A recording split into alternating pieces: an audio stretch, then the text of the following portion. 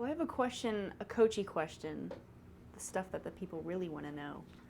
And it's like, do you think that you are somewhat a victim of older child sibling in the sense of being a coach, and do you ever feel like you have to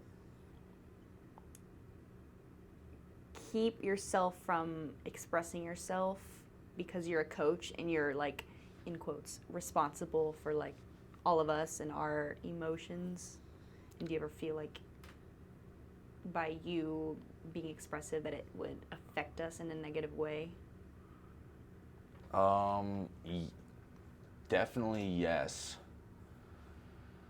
Definitely yes. Because I try actually really hard to be aware of what vibes I'm putting out, which a lot of times means swallowing my frustration and not letting it show when I'm frustrated. I feel like I guess part of my job is in managing other people, especially in our environment that's very like intimate. It's also like managing the collective emotions of the group. So, it's very clearly obvious that like the way that I act impacts the emotions that you guys feel. So that's like an obvious responsibility I have to like in a way be calculated about how I express myself. So there's definitely times when like I'm frustrated because of my perspective and because of the things that I think are important, but I have to sort of be like, is this the right time and intensity to like express essentially negativity? I mean, if you want to simplify it, it's like negativity versus positivity. Like as a coach, you're sort of like perpetually dissatisfied because you're trying to push everyone forward all the time. Like the goalpost always moves, but you clearly can't be that way emotionally. You can't always be like, yep, no, like not good enough. Now like you've done this, now it's like now there's just the work's never done. But you can't express that emotionally. You can't take that approach emotionally, you know. But I feel that way a lot. I feel dissatisfied with practice, like in a way, almost every day. You know, but I'm not gonna be like, we could have been better every single day. Now, at the same time, I think that I'm way more comfortable expressing my emotions than a lot of coaches are, and a lot of people are, because my personal belief is that I think that the vulnerability is a show of strength, actually, and confidence. And, you know, I cry more than once I started coaching, like, I cried more than I ever cried before that, because I just, like, become so invested in it, and, like, I really am actually, I think I'm more of an emotional coach than not an emotional coach in some ways. And I think that you guys know that. I don't know how much you've seen it yet, but like other people have definitely seen some stuff. And someone made a joke to me a while ago that was like, I can tell how this is like the kind of thing you're talking about. They're like, I can tell how practice is going to go based on how you walk up to practice. That's interesting. And that's like really interesting, but also kind of scary, because, and I know what they're talking about. Like sometimes I come in and I'm acting a fool and I'm joking around. I'm like, I'm ready to go have a good day. Other times I'm like buried in work, and like practice almost is like something that's in the way of me being productive. And it's like pretty obvious when I come up and I haven't had time to plan practice. My mind is on other things. I'm frustrated about something else that hasn't been able to get done. And then it's like, but yeah, so, you know, there's one question, which is it my responsibility to micromanage my own emotions to service the team?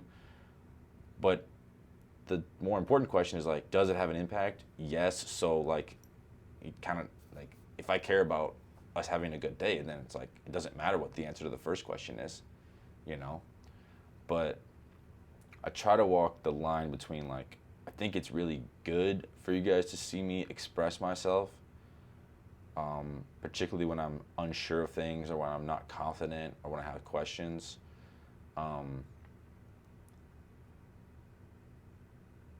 Yeah, but it is like, it is definitely like something that I think about a lot, because I think a lot of coaches that I've seen or worked with, they don't think enough about that question, and they wear their emotions on their sleeve, kind of. And I think it's just to be honest, like if we're talking about performance, like it's just, that's not gonna be good. Like you have to be a little more calculated about, like, is this the right way to emotionally respond to this thing as a way to elicit the right response from the team that I think is good for the team, you know? Probably the way, like, I mean, I don't feel it to the same degree that I think, like, probably parents feel it, you know? But do you, I don't know, do you notice that stuff with me or with other coaches you've had, like on the sort of emotional expressive spectrum? Well, I'm trying to decide if it makes me more uncomfortable, I guess, to have that kind of weird, I guess it's kind of like a teacher and parent and coach and anyone that's like a higher power. You can tell when there's that unpredictable emotion thing that I don't know how to explain that makes everyone kind of like we've had it where we're like trying to figure out if you're mad or like you just like whatever. So trying to figure out if that is more uncomfortable than seeing you mad or frustrated or whatever emotions that are like more uncomfortable to witness.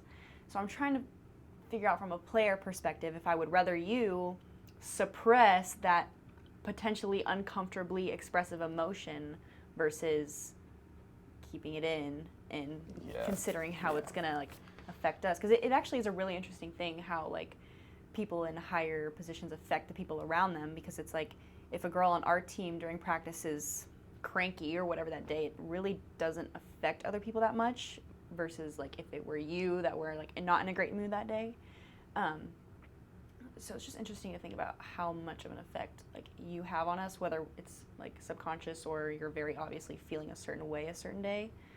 So Yeah, like, I mean, it's interesting you say that, because I don't know if you even are able to answer that question for yourself, like what your preference would be, because I think you have an idea of what you would want, and once you get it, I don't know if you'd actually want that, which brings to one of my theories about athletes, is that they always want just the thing that they don't have.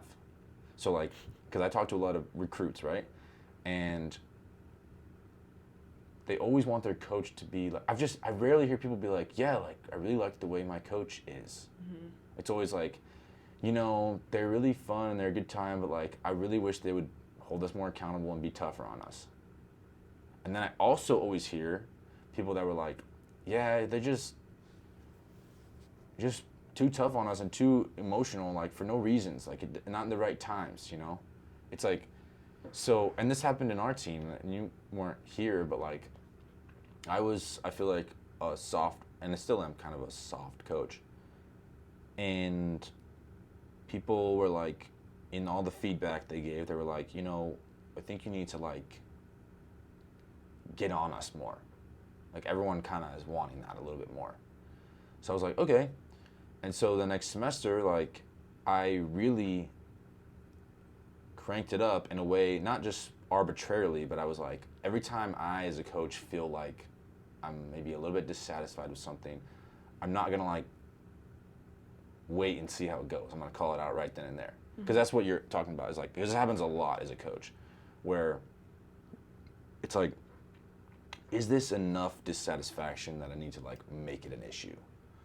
Or is it just like, you know, there's like this threshold, and every coach's threshold is different. Some's like very small. Like once you deviate below a certain standard, it's like you're in trouble. My threshold, I think, is pretty big, which is, I think, is like a blessing and a curse, because it means I'm not chewing you out all the time, every day. But it means that like sometimes we get away with stuff we shouldn't really get away with, you know. But it's like this experience that I had was that I felt like that was the right balance. And then they told me to crank it up.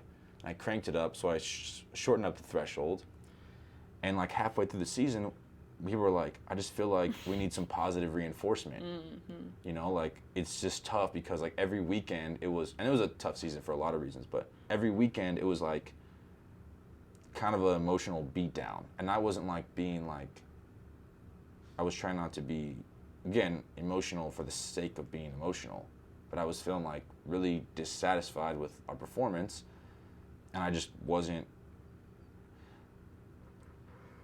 it wasn't gonna play it where I was like, hey, you know what, tough day, but you know what, let's just take a deep breath, let's clear it, reset it, and get back after it. Like, I didn't do that. I do that a lot because I'm like, in my head, I'm like maybe really upset, but like, is that gonna help you? A lot of times, no. So it's like a debate, I think, that goes on all the time. Yeah. Is like, okay, I'm not happy with the way this has gone, and not because of anything that I want, but usually because of what we see your potential as athletes is. That's usually where the frustration comes from, is not anything to do with us. It's like, I know you can do better than what you're doing. You're selling yourself short. So it's like, that's a failure from me. So, yeah, you know, it's like kind of my theory is like people don't necessarily know what they want, or they're always going to want what they don't have, you know. And it's, our situation's tough here because like, you know, just like, it's hard to, you know, we don't have like, we're not a large organization. So like a lot of other sports, they have like full staffs of coaches, like, and they have a whole like, you know, 5, 6, 7, 8, 9, 10 people that like the emotional intensity can be sort of distributed amongst that people, right? Day to day, it's like, it's a lot more, I think, intense in terms of there's just less people that are sort of authority figures for the team, you know? So are you saying there's like a perfect recipe of threshold for coaches that they could achieve? Because the way that I think about it is like, I've seen coaches of all intensities and frustration levels, and I feel like, just from what I can remember, like the most mean, frustrated, like rule enforcing coaches like sometimes have the best girls, but then I also see on the opposite spectrum like some of the nicest, quote, softest coaches like also some have some of the best girls in a different way, and then it kind of changes like based on like the environment and all these other factors. But like, it's interesting to see because like in our environment where you consider yourself to be like softer, the friendship between the girls is so good and we're so close that I feel like that helps us. That's kind of our strength. But then we talked about this, I think, yesterday, but seeing like the tougher coaches, seeing how like that affects the girls and pushes something out of them, but then like on the other end of the spectrum, like they're probably all, you know, secretly preying on each other's downfall a little bit. So I don't know, it's just interesting to think. Like, I mean, so there's a lot of comments I have on that. I mean, for one, we've like a year or two ago, I lost a recruit that I really wanted because she wanted to play for a coach that was like very obviously like a harsher coach. And she's like, yeah, like I've heard that, you know, it's sometimes it's a little tough there, but like I kind of want that, like something about that like seems like it gets results. And I was like, so it made me really like reevaluate that. Of course, the thing is like you can't just like rearrange who you are. Like I kind of am who I am. Like I can't just become a hard ass, you know what I mean? But yeah, we were talking about yesterday, do the best teams get along, or do the best teams have a little bit of like friction, toxicity in them? And I think most people, and I've asked this to a lot of people, they sort of like really start to nod their head when you say like the toxic part. Like they're like, yeah, you know, the teams that get it done are like usually not all kumbaya, like we love each other. right. Which is like this weird thing because now I'm like thinking about our team, I'm like, it's starting to, this is something I wouldn't necessarily share normally, but like, it's starting to scare me how much we get along, because that's starting to feel like it's pushing us in a direction of like not being competitive. Yeah. You know, and so it's like, because the other thing is like this, you know, think about the fundamental idea of like what sport is or what competition is. It's inherently confrontational. Yeah. It's inherently like, I'm better than you, here's why. It's inherently a fight, a battle, a conflict, a confrontation. That's essentially what it is. So it would reason then that the people that would be successful in those environments would be confrontational, rough around the edges people, assuming they have skill, because it just seems like it matches the environment, you know? Like you're across the net from somebody trying to impose your things over their things. I can tell you some of the best and most fun games I've ever played are against people I did not like. That is totally true, 100%. So like, yeah, it's just really making me question, you know, like, it's also like this weird cross section where, I think this is one of your questions, like with like men versus women.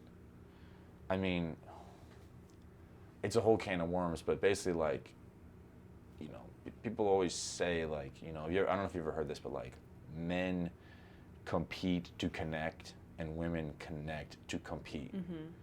So it's like on a women's team, generally, the general sort of best approach is to like make sure we're bonded and close before we feel permission from each other to be able to like compete. I don't know if you feel that way. Like, do you feel like, so tell me this, in a group of females, like whether it's club or college, like, do you feel comfortable like competing as hard as you can, like without knowing anybody? Like you come in a new group, let's just say you don't really know anybody. Are you really gonna like really compete, or are you gonna hold back a little bit? I'm probably gonna hold back. So why? Because you don't want to be like that girl, right? Right. And what does that mean? That girl. Well, that's kind of like an unspoken thing in any girl group. It's like, it doesn't matter if it's like friends, sports, whatever. It's like, You don't want to be like the try. you don't want to be, yeah. And it's like, there's a different form of that girl in every like social scenario. And it's funny because that girl always pretty much ends up being what people want to be. It's like they're in denial and they don't want to be that girl, but it's like being that girl is like, it would benefit you in so many ways. Being that girl that is always competitive, and it's so funny. I think about this all the time because it's so unspoken. It's like, even in practice, like, and I always think about specifically after you tell us like there needs to be a person who will say like needs to be extra competitive this practice or whatever, and it's like so obvious that like why wouldn't everyone just be extra competitive that practice? And it's because it's so interesting because no one wants to be that girl that's extra competitive because it's so obvious that she's trying hard, but it's like that's exactly what you want to happen. So it's And like an also- internal battle with yourself of like what you want to be and how you don't want to come off, and it's just continuous. And it's ironic because if everyone did it, nobody would be that girl. Right. Particularly in like when you're on a team. Yeah. Yeah, that is really, I mean, yeah, it is. I don't know why I don't know. Do you think that will ever change in terms of like the interpersonal dynamics of like females? No. And I don't You don't know. think that will ever change? I don't think so. And I don't know. I feel like it comes out of like a natural sense of being competitive, because women I feel like are so competitive in aspects of, in places that are not even meant to be competitive, you know?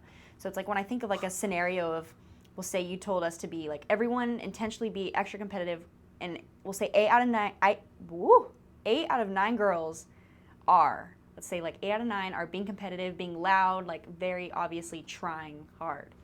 And there's one girl who isn't, and she comes up to one other girl and she's like kind of giving like a little silent judgment. That is so contagious, and it would immediately It like just smokes. right, disintegrates everything, because it's like as soon as you're pointed out as being like that girl, it's like it's such a weird decision that you have to make in your brain of whether you want to be like better or if you want to fit into like a specific little box that makes you feel more comfortable.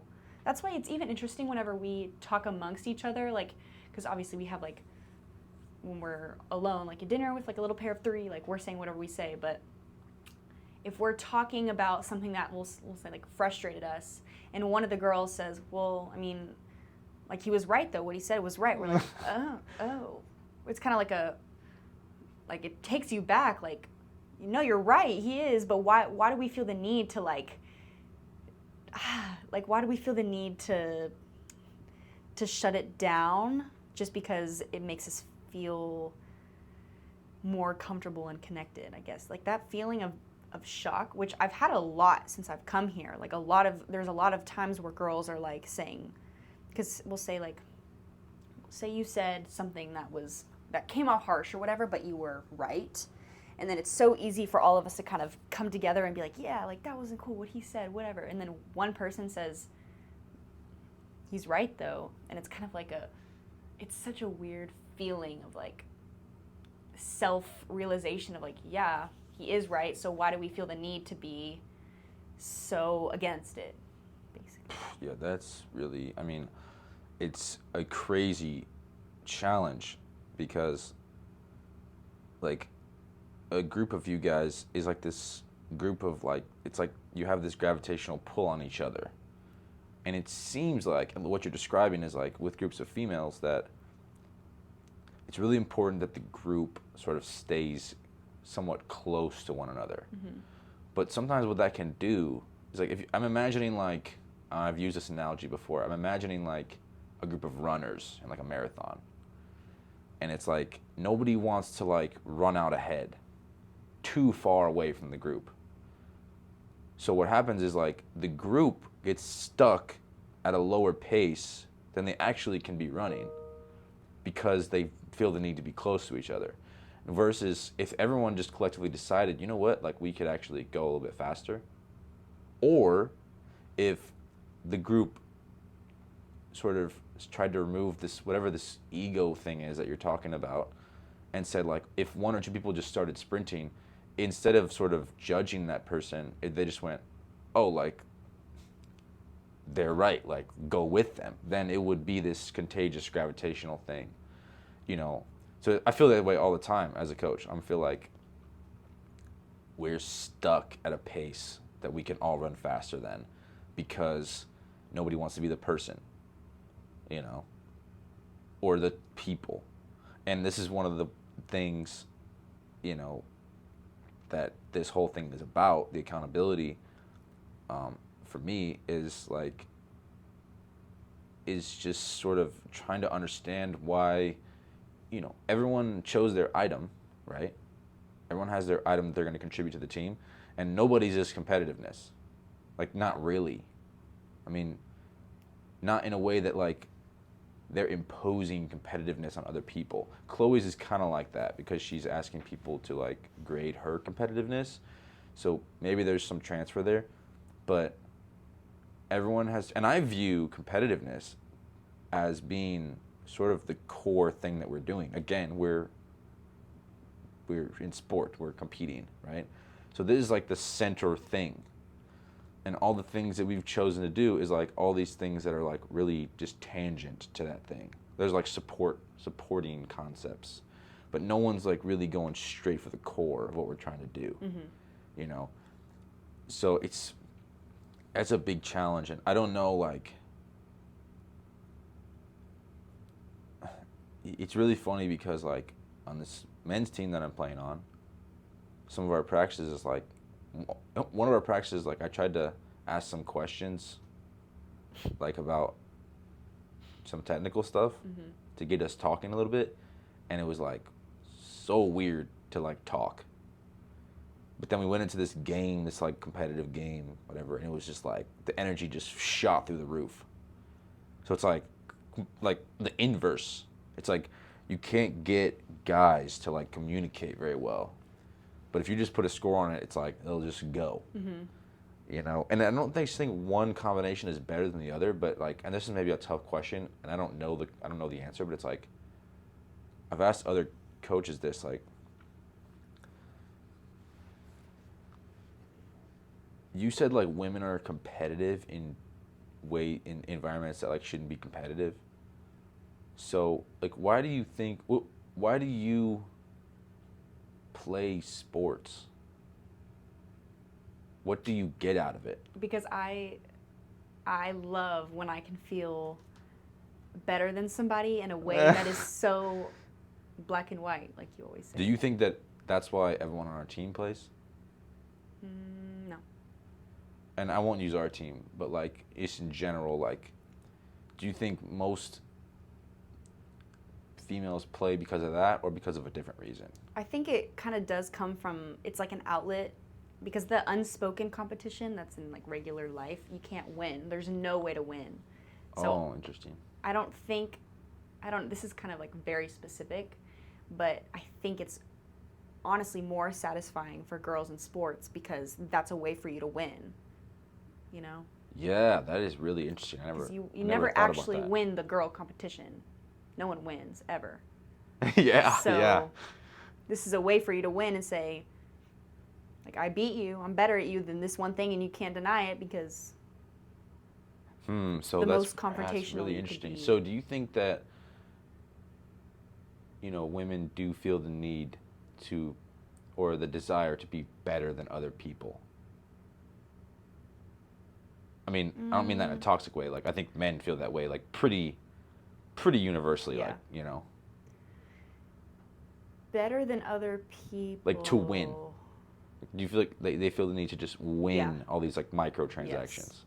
So I then, think even more. I think definitely more than men. so it's really interesting. Then it sort of comes out in just such different environments. I think that's cultural. Do you think there's something that's like biological about that? I think it's probably cultural, but I don't know how. Because if you think that it's cultural, then I would argue that what we talked about earlier, it could change. It will change. It's just a matter of it being commonly accepted that it's okay to compete unapologetically in the environment of athletics or in any environment. That's sort of just a cultural thing that could theoretically change. But now if you think that it's something to do with like who we are as men versus women or how hormones impact testosterone, estrogen, like the spectrum of that, like if that's tied to it, then maybe the answer is a different answer, you know? Well, like, do you, like, as a man, feel like you have micro competitions in everything that you do? Yeah, I mean, yeah, for sure. And it's definitely, I don't think it's just a gender thing. It's definitely a personality type thing. Yeah. I mean, because, yeah. One of my, one of my self-talk things is, like, I think I told you this, like, I always try to be the best person in the room. Whatever room that is. So if it's a gym, if it's a tournament, if it's a meeting room, I want to be like the best person in the. When I used to go out like dancing, like two-stepping a lot, I always want to be like the best two-stepper in the room. And if I ever got to the point where I was like sort of at the top of whatever small room that was, then I really felt like it was important to like jump to a place where I wasn't and then climb that ladder. It's like that's like a big thing for me. So you're saying that actively trying to be better than everybody else is almost a better feeling than actually being better than everybody else? Oh, for me, yes. For me, absolutely. For me, it's like it's climbing the ladder. It's like chipping people off one by one. I mean, not like that, No, but I'm saying sense. like It makes just sense. like, yeah. I'm curious. Do you think like so? What do you think would happen if we're having this discussion, or you're leading this discussion with the team about why do we do this? Why does this happen? Like, I mean, probably nothing would actually change because it's like too deeply ingrained. Yeah. But how weird would that be? It would be very weird. That's kind of why it's so weird whenever someone does it in a regular like conversation setting and says something that goes against the flow of like the unspoken flow of the conversation. But I don't know how I would articulate, like, would I say, hey guys, like we all have an ego that we need to get over. Why is it so hard for us to just do the correct thing versus doing the thing that makes you feel like you win.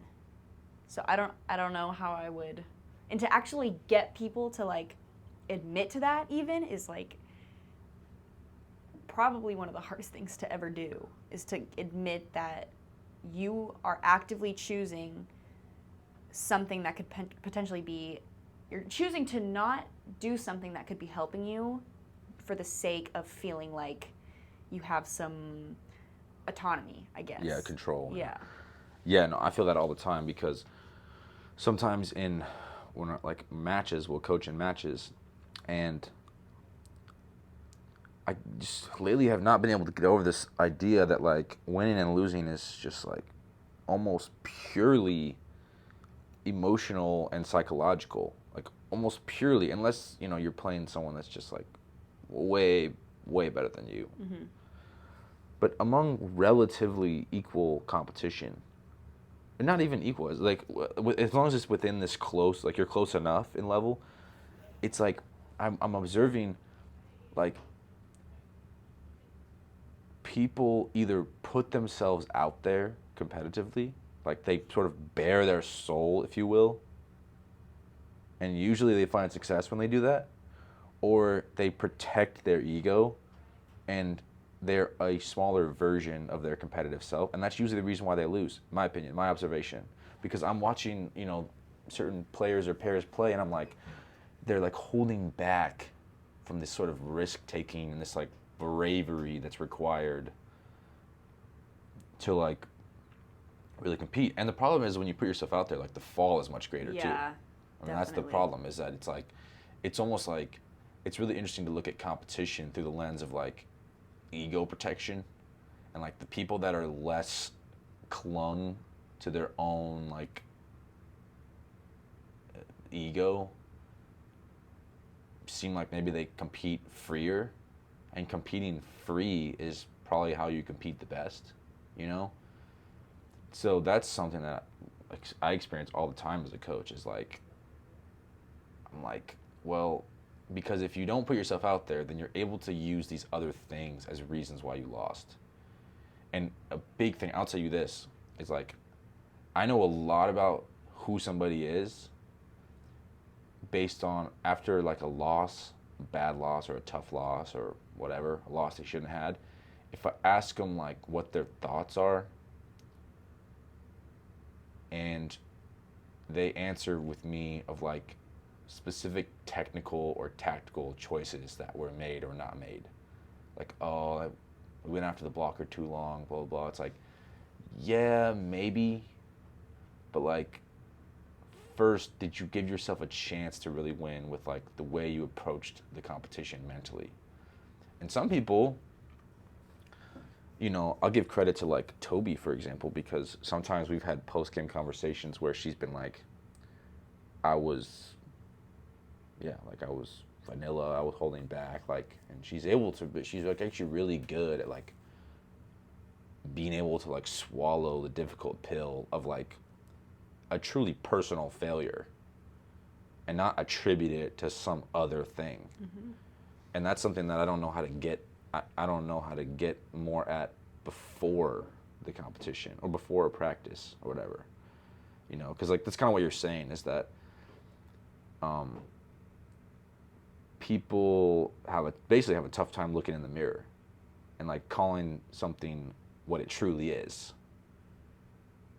Like for me, if I run a bad practice, it's like I can say, oh, I was really busy, blah, blah, or I can say like, honestly, like I wasn't, this week's a good example. Like I haven't planned practice this week, and I think it's been obvious, and like it's easy for me to attribute that to like how busy I've been. But ultimately, when I really think about it, like I've had time and I should have, and it would have been better. Like it would have been better if I'd have done that. And so like in order to grow, I feel like you have to basically assume it's truly your fault, I don't know if you have had tough experiences like that where you've been like, nah, this is like me. Well, like now that you've actually like articulated it, I can absolutely like say that I've 100% experienced that. And it's in my brain, it's kind of like a switch. And it's like if I'm playing a game and it's we'll say neck and neck, and then something happens, there's like a switch of a vibe change where it just feels like it's almost like a denial, to where it's like my brain kind of goes like, I don't know if this is what other people feel like too, but my brain goes like numb, and I'm like, it's like it's hard for, I don't know if it's the turning off of the like the thing, the competitive thing, like that drive to want to actually be in it and win. I don't know if it's that turning off as a way of like self-defense for like my ego, I guess.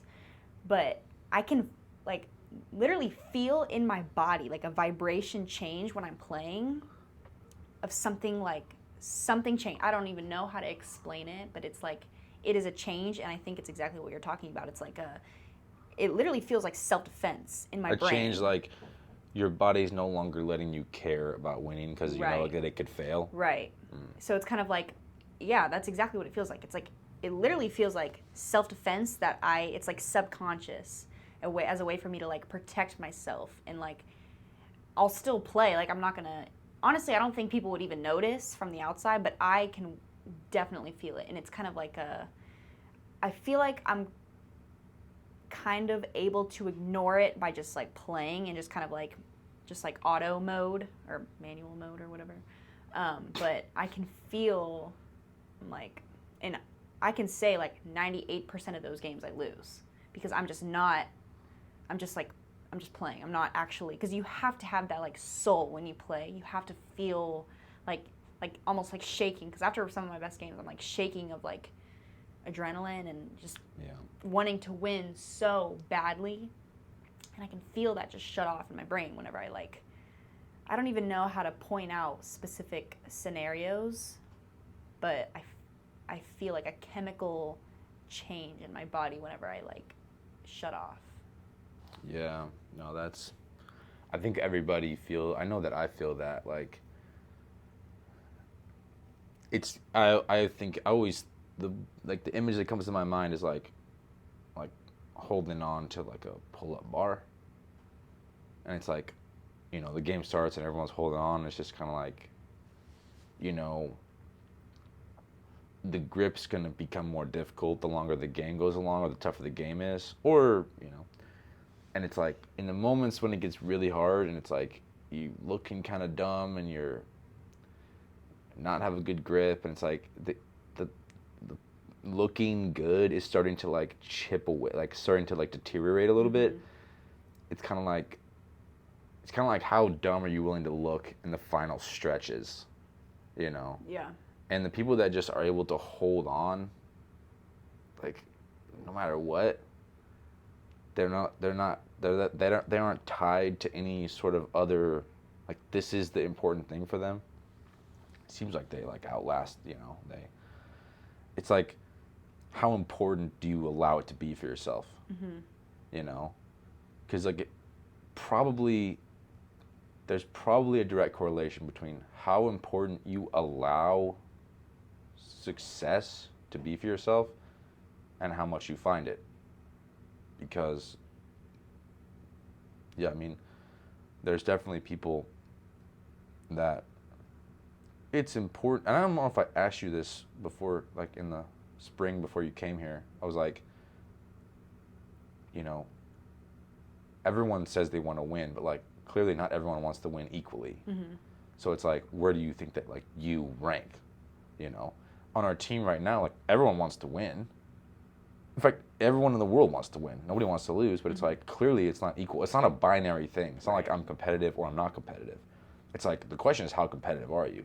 Or whatever it is, competitive, intentional, even with non-competitive stuff, like it's to what degree is like positive relationships like important to you? It's like, if it's really important to you, then you'll really like commit to sometimes looking dumb in the pursuit of like creating good relationships or whatever it is. Well, I kind of think about it more of like, it almost seems like if I'm being like really self-aware, it almost seems like I prioritize, like that shut off is almost kind of like a brace for losing. It's like me bracing myself so that if I lose, it doesn't hurt as bad. It doesn't like shock. It doesn't sting. And I feel like I almost prioritize that, like lessening the burn of the loss versus holding on, like you said, and it potentially hurting a lot more. So here's the real question, because this is, I think, is like sort of the crux of it, is like, don't you think that by holding on and crashing and burning and looking dumb and just it sucking, that you wake up the next morning and you're like, I don't ever want to feel that way again? And you basically have two choices.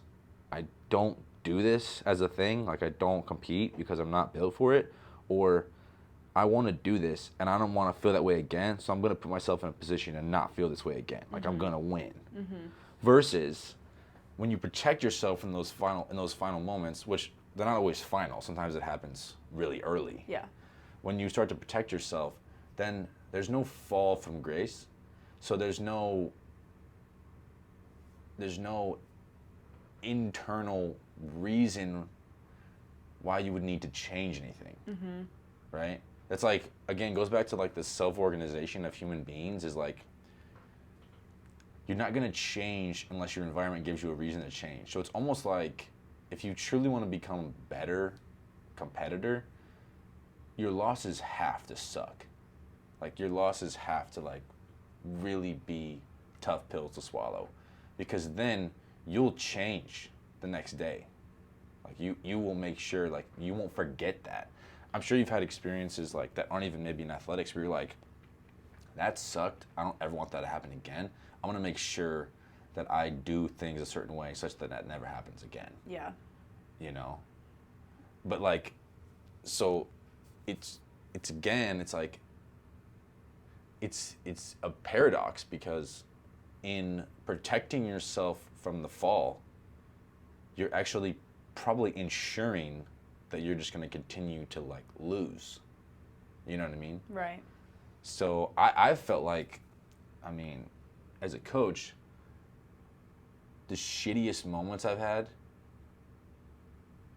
or things that have had happen are like the things that have impacted me changing the most, because I just feel like that's human nature, you know? So I don't know how, you know, as a team we understand that. That's why I actually think your thing is really valuable, because forced emotional self-acknowledgement, that's something that, you know, you haven't been here, but like last season, I was always using the phrases like look in the mirror, swallow tough pills, like, because we were just going to keep in the same cycle until people really acknowledged what was actually happening. Yeah, and like let it sting. Yeah, like it has to sting. That's like, it's kind of why, you know, sometimes my belief is like this negative feedback is more powerful than positive feedback, because, well, I don't know, because people, like, you have to almost, not necessarily you as a person, but like the thing has to like shove somebody out of their comfort zone for the comfort zone to grow, to expand, to like now have that thing in it. Right. Does that make sense? Yeah. So whether that's my job as a coach, your job as a teammate, or the environment's thing that it will do naturally, like if you don't let the thing shove you out of your comfort zone will stay the same, and I feel like you won't go anywhere. Yeah. You know, but I mean, how does that happen? You know, I don't know. I think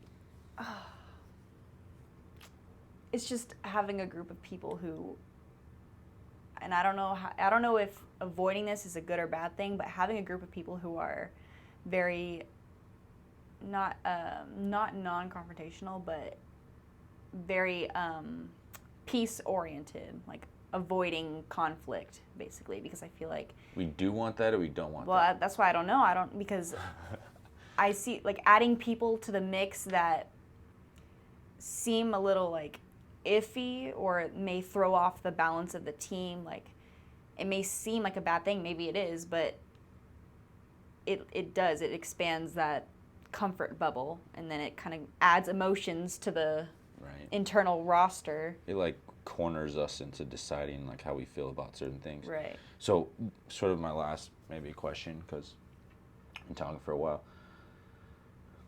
It goes back kind of to your original point, which is that the idea is that by expressing ourselves more vulnerably, then that will be a trait that will be contagious to other areas. Mm-hmm. By just being more open about what we're thinking and feeling, that will be, you know, that will impact us in other ways. So, because it seems like if we want to eventually become a team or a group that collectively understands these things and tries to like maybe seize greater control over them, Mm-hmm. then obviously the first step is for people to like truly create lines of communication that like explore those things. So one of my questions was, this is kind of a related to this, is like, you know, have you ever had like a team cry? Or Yes. something similar. You know what I'm talking Yeah. about, right? Like yeah, a team emotional break. yeah, where everyone's just like, okay, and after that, you're honestly never the same team. Right. So, what are your thoughts on those? Do you think that they impact things in a positive way, and why? I think those are actually very rare in instances that are anything other than like a win or loss, or I guess probably a loss, like a team coming together and saying, well, we lost, everyone's going to cry. But having like that, I think it's actually a great thing, because it comes back to that thing you made a metaphor for something, I can't remember what it was, but it's like breaking that seal of just feeling you could just say something or do something is like such a feeling of relief that is honestly, you can't replicate it any other way. So I think it's a great thing, but I think they're very, very rare, and I think that they do have to be induced by an external force. I don't think that, because that's kind of like the skill that I want to exercise, is like people want to protect themselves, and in order to have this feeling of release, you have to put people in a position where they're forced to be contagious to one another in an emotional way. Yeah. It happens for me every year, and I don't usually try to induce it. It's usually just like a build-up of things, and things get to a breaking point where we really have to just really talk about it. And because the emotions have to boil to a certain point before it makes sense to do that. But that's sort of my question, is like, is there a way to sort of artificially engineer that situation, you know? And I think, like, I'll go to a good example. Like, have you ever done like a team building activity where it's like, oh, like, tell us about, you know, we did this thing the other day that was like, we had to meet with a partner in the department, and it was like we had to discuss hero, hardship, and I don't remember what it was. Yeah. But it was like, you know, the freaking guy I didn't even know was like, my mom got cancer and I had to take care of her, and it was like, I feel like I freaking got that dude's back now. I don't even remember his name. Like, it makes me want to care for him when I hear about his hardship, or his, like, when he shared something vulnerable for me. And that was like very artificially created. Yeah. That was like, share a hero and share a hardship. And it was just like, got real quick. Yeah. So it's like, is that a move, or is it like gotta happen naturally? Like, do people have to learn the hard way, or can we learn before it gets hard? Well, I think there's no harm in artificially inducing it, because when I think about the positions that I've been in where it could have potentially happened and it didn't, everyone knows that everyone has something that, like, everyone knows that we're on the edge of that kind of like that burst, but everyone's too scared to like open that can of worms. So all it takes is one person, and I think it's totally fine if that's a coach. I don't actually agree with that, because I feel like, and I could be wrong, but I try to be really vulnerable with the team and share basically like my thoughts and my insecurities and my questions and uncertainties, and and I don't know how much that you've heard from me, but like I share a lot of stuff with the team, and questions and frustrations and stuff. But I think it's just like different. Like it's different when I do it. It's good in one way because like I think it's good for your leader to be vulnerable and honest and transparent like that. Definitely. But I think it's like 10 times more powerful if one person on the team was like, even what Maddie Morrow did yesterday, and it wasn't really being vulnerable, but she was just like, hey, I'm letting everyone know that I'm going to this funeral. And like it was actually vulnerable of her to do that because she was like essentially asking the team's permission to do that, you know? And that was like, to me, like powerful in a small way because it was like, you know, that's to me, I don't know how to describe it, but like when you guys do it to each other, because it's like when you do it, I think it's amongst peers. It's way harder to do that to your peers. Yeah. In a way, it's like easy for me to do that for you guys because like you're not my peers. Like I don't know if I would do that to like another group of guys that were my age. Like because there's a way different level of like interpersonal like competition, I guess. That's why when you guys do it, it's insanely powerful. And again, you know that when somebody shares something, this is why like team cries like work, because it makes you feel like you want to take care of each other. You feel like I've seen this person like sort of, I've seen the cracks, and now I want to like be a good steward of this person's like emotions, you know. And it gives you context for them, and it, you know, it makes you care for them. I feel like. So I don't know. Maybe there's just, you know, I don't know whether there's a way to sort of, whether it's one people or two people, to sort of like push them over the edge. Just be like, they need a nudge to be like, hey, how do you practice? And probably it's you are going to be the starter of that because like people need permission from their peers to see that like vulnerability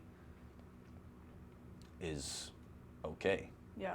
Because we know logically that it will create a closeness and it will create a, I want to work for you because I like want to be your caretaker because I've seen this side of you, you know. Like we know it will work in some way, at least from a relational standpoint. But yeah. That's why I ask a lot of questions to the team, and I try to create a lot of space for people to say things, and people rarely do. But like, if people took those moments, if they recognize those opportunities as actually big opportunities, then we'd be in a way different place if people were more sort of candid in those moments. And I'm like, what? How do you feel about this? If someone's like, I didn't like any of it, or I couldn't focus on any of it because I couldn't get out of my own head. Then it'd be like, people would be like, I feel like so magnetically attracted to that person in a way. Yeah. You know, as long as it comes from a good place, but Definitely. Yeah, that's why I wanted to do this thing because, and that's what I'm afraid of, is it being kind of like surface level. Yeah, exactly. And I don't know, I mean, that's going to take like experimentation with each session, but that's kind of what I'm trying to do, is unscrew some screws in the wall. And well, I think that you have to really be diligent about, you can't let people get away with being service level. Yeah. If you being the sort of moderator, if you will, or the first person through the wall, then you have to set the tone and the expectation of like, because I used to do it all the time. I used to ask questions like, oh, tell your partner one thing that frustrates you about them. It's like, oh, sometimes you get quiet when you are frustrated. It's like, okay, but like, let's really get into it. Right. You know what I mean? Mm-hmm. So when you think of your questions that you're going to ask them, obviously the structure of the question is important, but like, not letting them get away with, and it'll take probably time for them to think of it, you know. It's like, you know, why,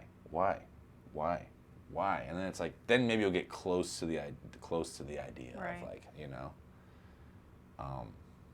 yeah, that will be interesting. That'll be good. Yeah, no, this is Forced emotional self-acknowledgement.